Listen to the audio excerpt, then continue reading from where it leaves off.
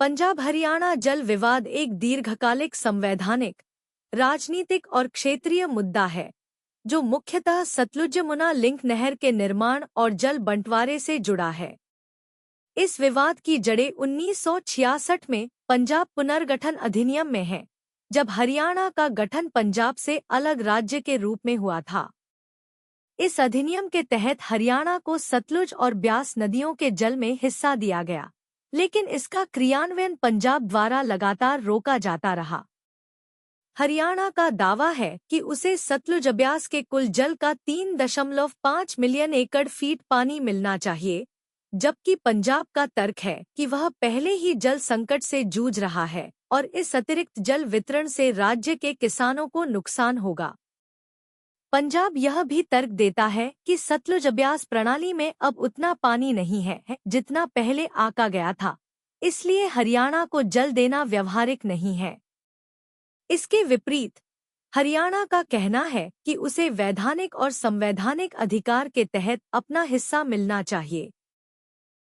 1981 में केंद्र सरकार की मध्यस्थता में पंजाब, हरियाणा और राजस्थान के बीच जल समझौता हुआ, लेकिन पंजाब ने 2004 में Punjab termination of agreements act पारित कर सभी जल समझौतों को एकतरफा रद्द कर दिया।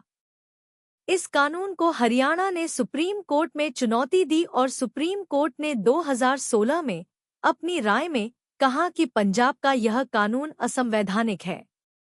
इसके बावजूद पंजाब में इसके खिलाफ भारी विरोध हुआ और नहर निर्माण का काम अब तक रुका हुआ है।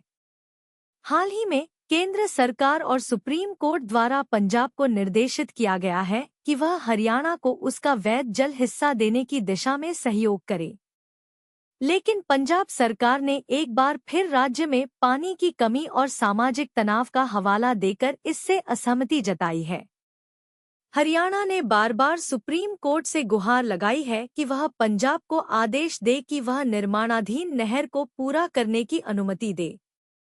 यह विवाद केवल दो राज्यों के बीच जल बंटवारे का मामला नहीं है, बल्कि यह भारतीय संघीय व्यवस्था में जल संसाधनों के वितरण, राज्यों के अधिकार और न्यायपालिका की भूमिका जैसे गहन मुद्दों से भी जुड़ा हुआ है।